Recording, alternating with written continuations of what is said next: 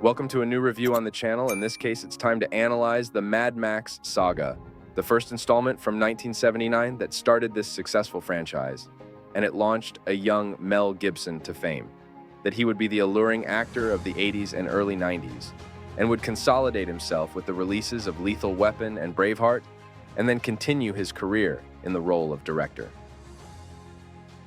Many will know this desert theme where fuel is the most precious thing, but few will know how this post-apocalyptic setting began.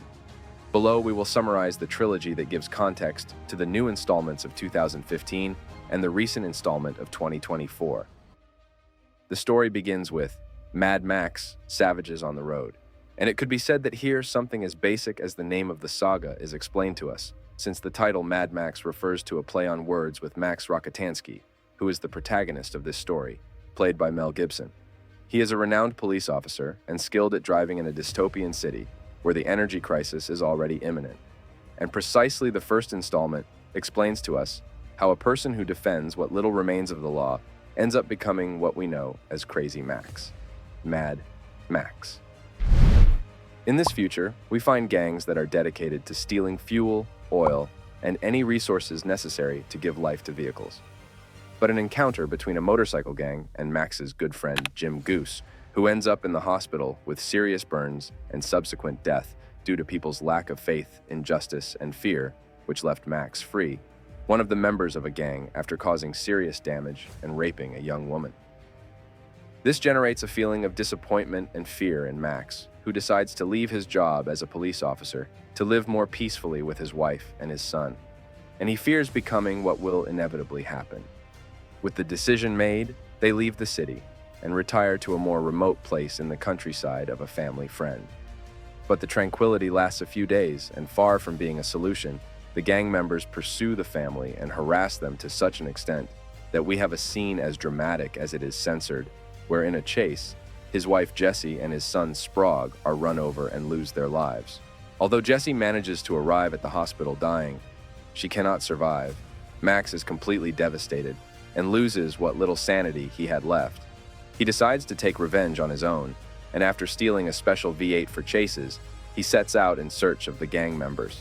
When he finally reaches them, he has no mercy and fulfills his mission, leaving us with a very good final scene, with an explosion and Mad Max walking away from the scene.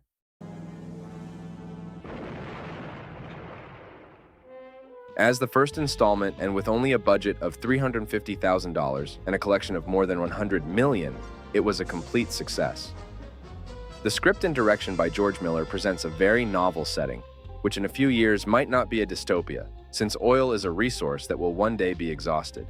The plot is dramatic, the character transformation is very well done, and leaves a very solid foundation for the sequels, in addition to a growing fan base of the muscle cars and motorcycles used in filming. Although the music has aged very poorly, the transitions, you feel like amateurs. It is understood that for the time, it was normal. And as a critic, I could say that the villain of this installment does not feel intimidating at all. He's a character who, rather than imposing fear, feels like a parody of himself, to the point that his death is as flat as it is premature, and they leave for the end a character who seemed totally secondary. The story continues in 1981 with Mad Max 2, The Road Warrior. After the successful start, this installment had a budget of $3 million and a more renowned cast. The events take place sometime after what happened with Max, and we have a good introduction narrated by a mysterious person. Along with images, the population accumulates in wastelands or establishments dominated by criminal gangs. This already presents us with a desert environment, survivors affected by radiation, food shortages, violence in the absence of authorities and institutions, and of course, the long-awaited search for fuel. Walking in the deserts, in Australia by the way, an ideal scenario for this future is not ideal. But let's remember that Max had gotten the powerful V8 car along with gasoline. For this reason, he is chased by motorcycle gangs, although he manages to escape. Later, at a small camp where a former aviator lives, he meets Captain Gyro, played by Bruce Spencer, who will serve as comic relief in the installment, something completely absent in the first film. In need of fuel, they go together to a nearby refinery that is protected by a group of organized civilians, but besieged by gangs. Then, Max decides to help them by rescuing one of his members from the same gang member he had previously escaped from, Wes. But things don't go well, and he ends up a prisoner of the civilian gang inside the refinery. Seeing that they are surrounded, Max proposes a deal by remembering a truck that he had seen on the road and will allow them to transport the tanker full of fuel.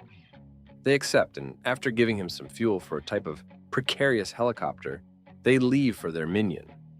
At the camp, he meets a wild child, with whom he establishes a small friendship, remembering his deceased son.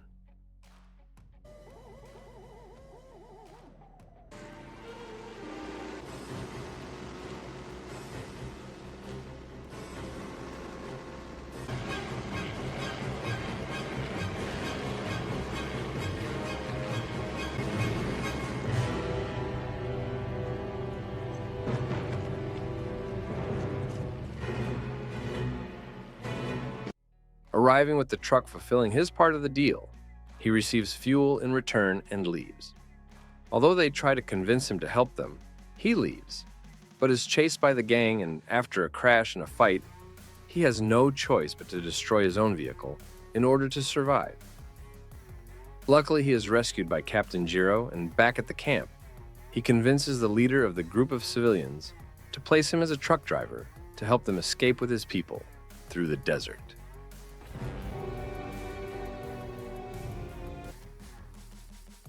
After a dramatic chase, for those who saw the recent 2015 installment, Fury Road, these scenes will be familiar. A tanker truck chased by a group of gang members. Without a doubt, technology and CGI add more spectacle to a very good idea 40 years ago. The group of survivors defends themselves as best they can, but they have many casualties, including their leader, although the two leaders of the gang of thieves also fall. Max crashes his truck only to discover that the tanker where it was supposed to be full of gasoline is nothing more than sand.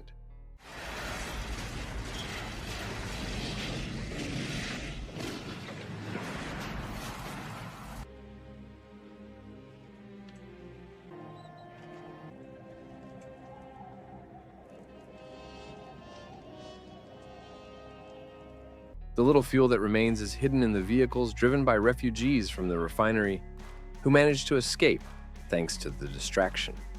This is how Captain Jiro becomes the new leader of the survivors, and Max continues his solo path along the roads.